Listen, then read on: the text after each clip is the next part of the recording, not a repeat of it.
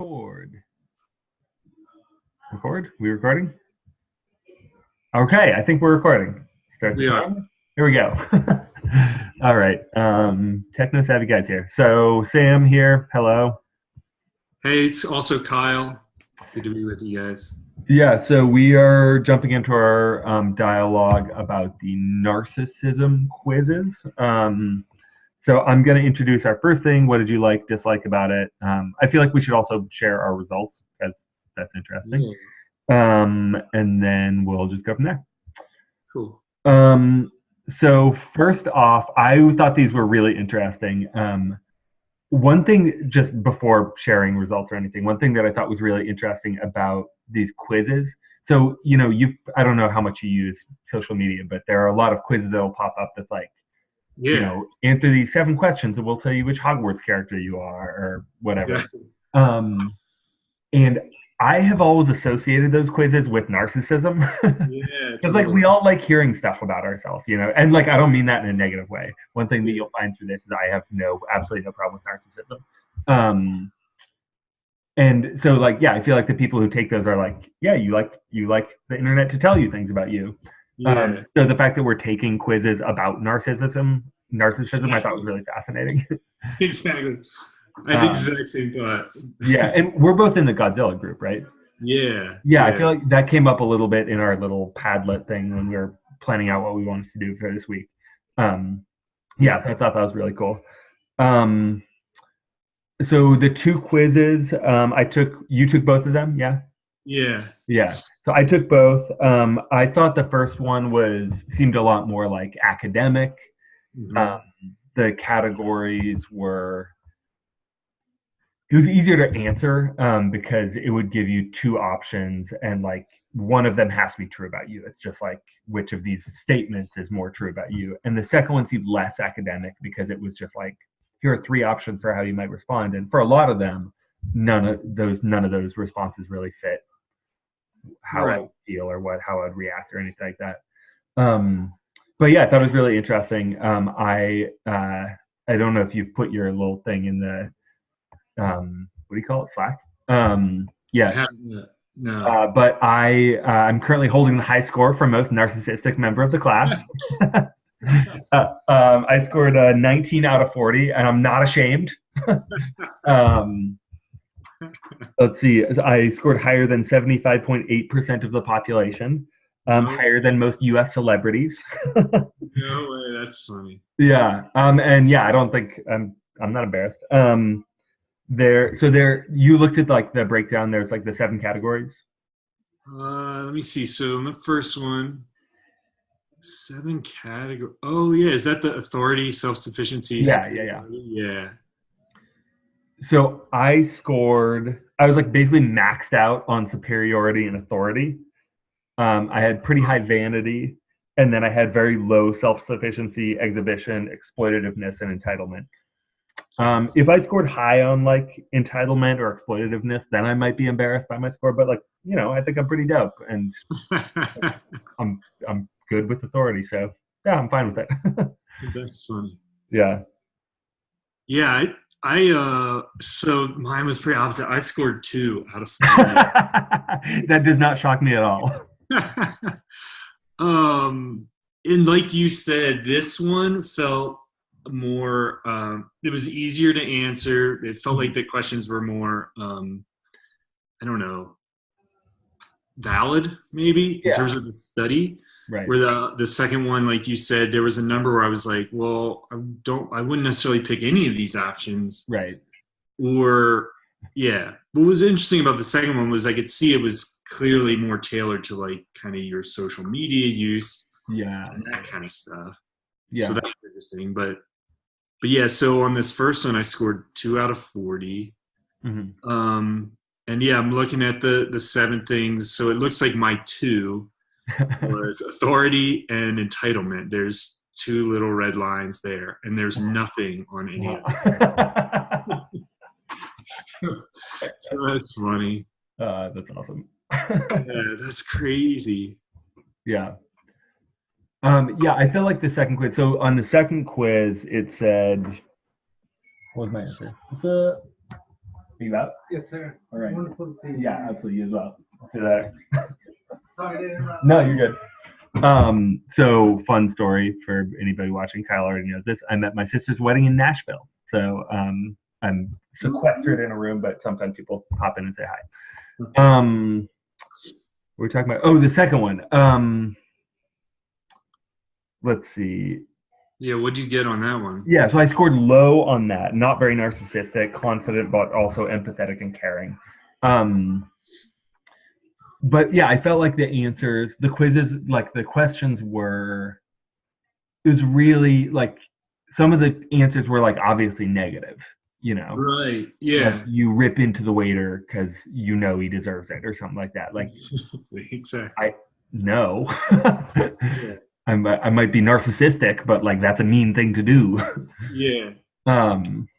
So I don't know. It felt less like academic, and I think that's on purpose. I don't think they meant for that to be like a super academic scholarly study. Yeah, and the one study too that we read talked a little bit, just mentioned in passing about how one of their concerns was, and I don't remember the word they used. Like apparently it's an academic word, but like one of their concerns was the ability of the test takers to know what answers would get them the correct, the result that they wanted. Right. And you could see that in the second. Right. Where it was like pretty clear, like, oh, well, this will get me a much higher score on the narcissism scale. This will be less. And yeah, it's hard not to sort of think about that. Right. Answer the questions in a way that's sort of like, this is how I want to come out, which itself is kind of like a narcissistic trait. Like I'm like, like what's the word? Like I'm managing my own what this reports back to me about my own self-image. I'm managing as I'm taking the quiz itself. Right, for sure. There's so many layers with these quizzes. Yeah, for sure. It's like when you're taking the Harry Potter quiz and you're like, I want to be Harry. Exactly. I do wear glasses. I knew I was Harry. Right. Let's see. Some other things I thought were interesting. So the first one, I thought it was cool that it gave you like the 7 categories. Mm-hmm. And then there was also like the graph of how these things have changed over time. Yeah. And I think, let me just pull that up real quick. Yeah, all the graphs was cool. The bell, while you're pulling that up, like the bell curve was cool. Yeah, actually I took it down, so I don't have it anymore. But like showed how these things have changed over time. I thought that was interesting. And then it said, like in the setup for that, it said like, don't take this to like diagnose yourself with narcissism. Take it for fun, I think. But also your data may be used for research purposes. Right. Maybe, I don't know, take it a little bit more seriously. Whereas the second one just kind of seemed like a quiz you'd see on Facebook. Like, click here to find out how narcissistic you are.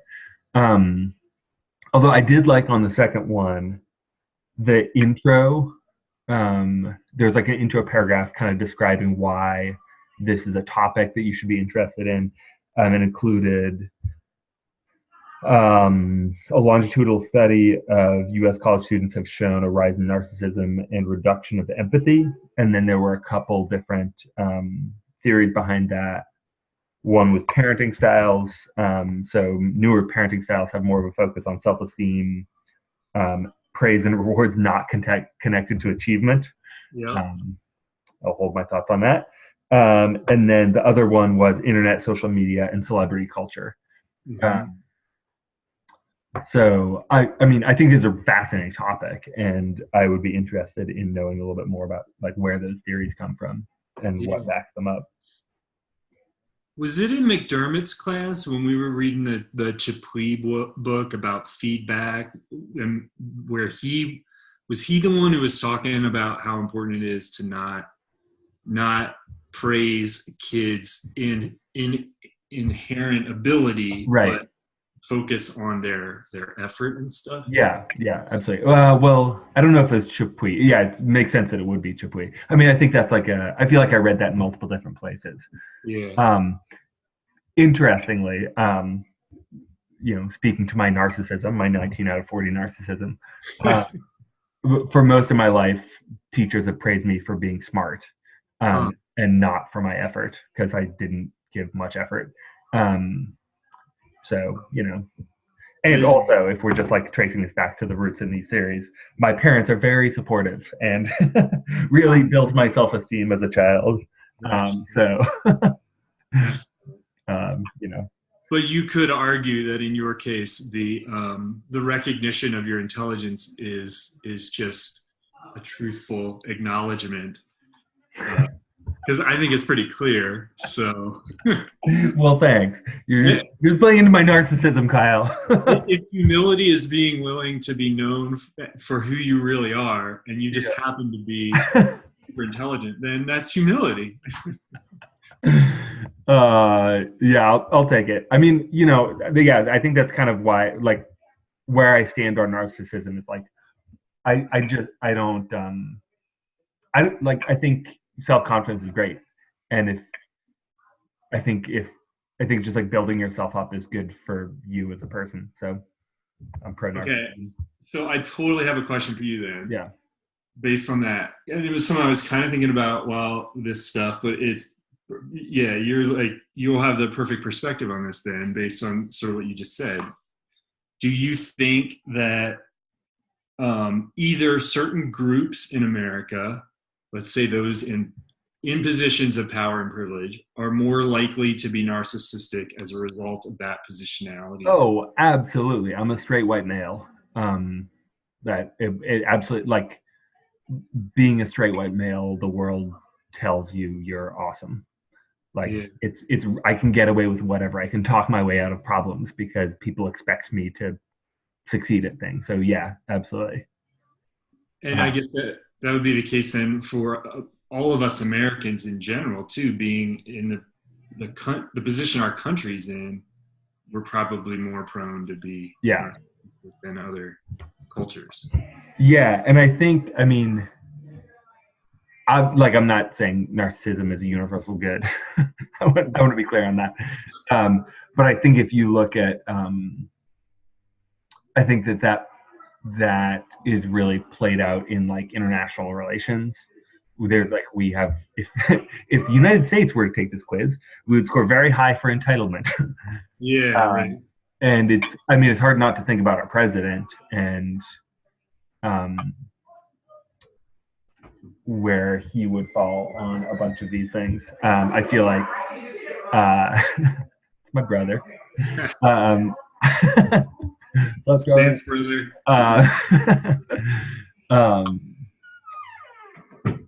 I feel like that narcissism, when combined with power, can result in some really negative things. Yeah, right. Which, as a country, we've kind of right use of that power. Yeah. Around the world. Right. Let's see where we at. So, we have other thoughts on things we liked or didn't like we want to get into here? No. Okay. Well, we're at 13 and a half minutes, so we should probably start talking about how it will affect our teaching. Okay.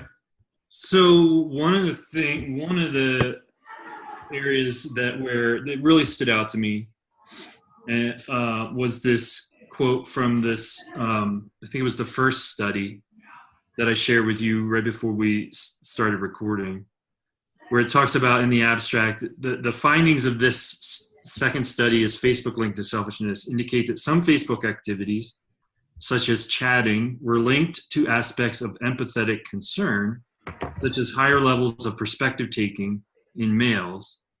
The photo feature in Facebook was also linked to better ability to place themselves in fictional situations.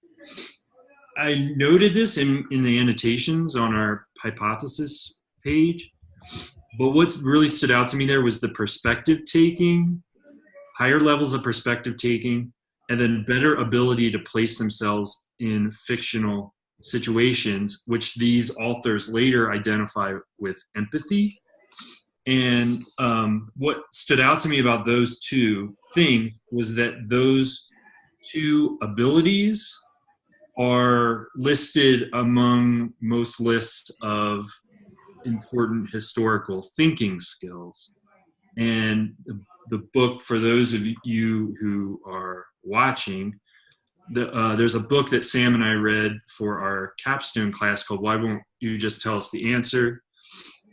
Teaching Historical Thinking in grades 7 through 12.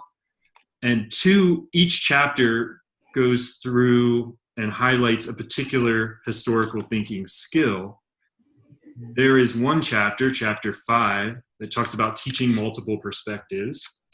And there's another chapter, chapter 8, that talks about teaching historical empathy. Mm-hmm. So immediately when I read that about how the use of social media in this way could lead to both of those traits, that seemed to tie in very clearly with ways in which we could maybe use this stuff in the classroom to help promote specifically those two historical thinking skills. And both of us are social studies people, so Right. we'll be teaching history. Yeah. So, and sorry, you said it was the chatting that the Facebook chat that promoted empathy. Yeah, like the actual chat feature, the way I understood it was separate from the feed. Right. When you go up there, like the messenger feature. Right. And men in particular, through the use of that, showed higher levels of perspective taking. They weren't more empathetic for people's misfortune in the chat, like when they were chatting, but they did exemplify a greater ability to take the other person's perspective. Uh-huh.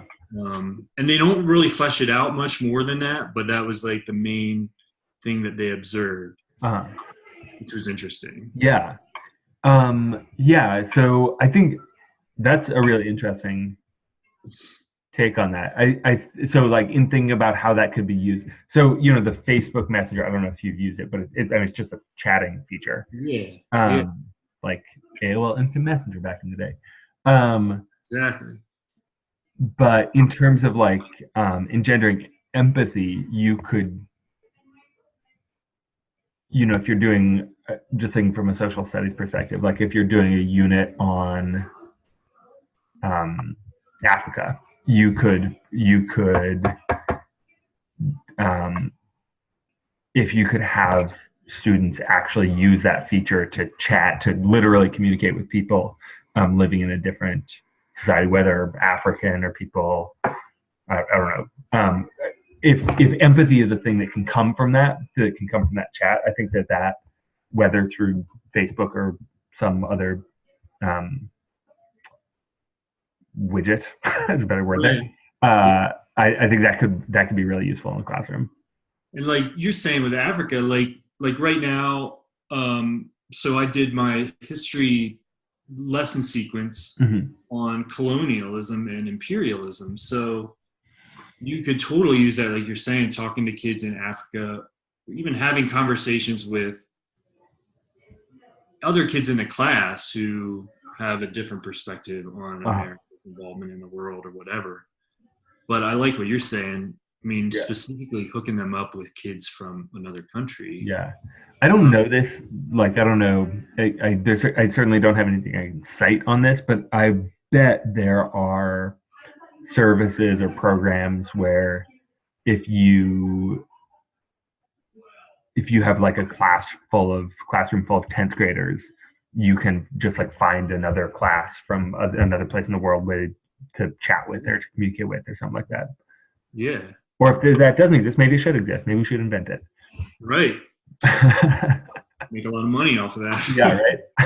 We need to supplement our teacher salaries. That's true. Second jobs. Another way, let's see. Okay, so using this in classroom, one sort of ongoing thought that I have, and this isn't just related to social media, but I think it's relevant for a lot of this class, and it is relevant for social media.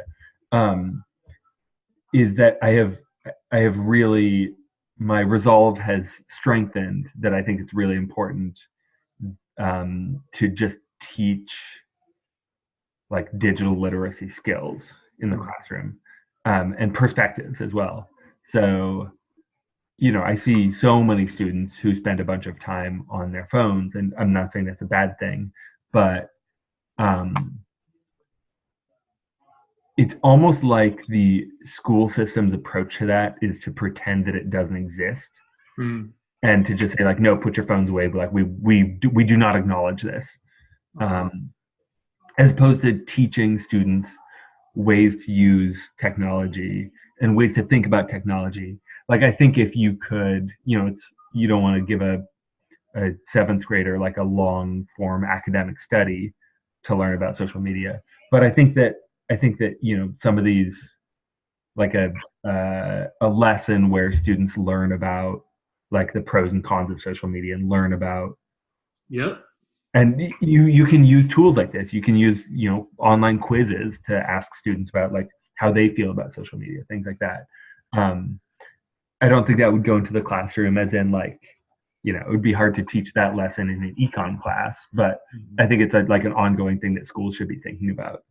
Yeah, that's what I was thinking too, is like all of this stuff seems like it would be super important to either teach it in like an advisory class, or better yet, bring it into your actual content classroom.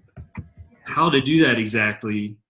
Like I was thinking, like in let's say in history class, bring, say, like one of the 2 videos that we watched in this module. Like, how do I bring that into my history classroom? Like, I can see how I can do it from a standards perspective, because I feel like it's all of it is sort of, you can tie it in with like digital media literacy and that kind of stuff. So you can justify it to your administrators.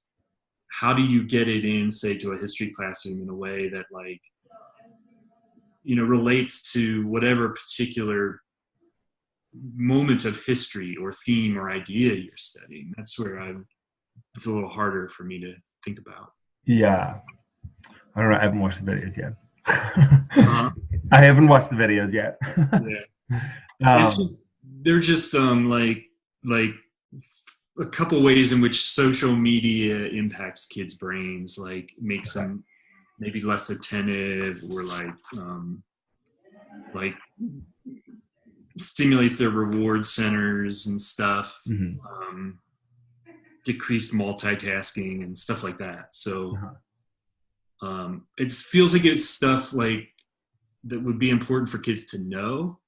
And it would also be used, like the more they know, the easier it would be from almost like a restorative justice standpoint to get them off their phones when they're off task, because they know in their heads why you care, right? Like, oh yeah, this is changing my brain in ways that are great.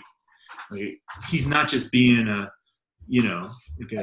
I think that's a really great point about, because that's one thing I sometimes struggle with, like when students are more, like I had this happen last week. There's like students who are working on a group project, and as per instruction, they divvied up the tasks, and one student finished their task early, and he was on his phone. I was like, hey, would you put your phone away? And he's like, why? You told me what to do. I did it. You don't have another thing for me to do. So, I mean, sure, because you're the authority, but also like, fuck off. And if you've laid the groundwork for that, like, well, this is why, it's important that when you're in school, you're thinking about things in this way as opposed to this way. I like that idea a lot. Yeah, exactly. You mentioned teaching this in an advisory class. I wrote down, teach this in advisement. That's funny. I think that's a great idea. All those are ideas for what to do with advisement. We will have to collaborate on some lesson planning then. I'm about that. Absolutely. Yeah. Let's see. Okay, so we're at 24 minutes. I think our max is 25. Any other thoughts we want to get in before we pull the trigger on this thing? We could keep talking about it, but I'm good, especially if we're up against our limits. So Yeah, for sure. Yeah, I could keep talking about it forever. Let's do that later. cool, man. All right. Well, it's been a pleasure. And I'm gonna hit stop recording. Okay, cool. Bye, everybody. Bye. See you tomorrow.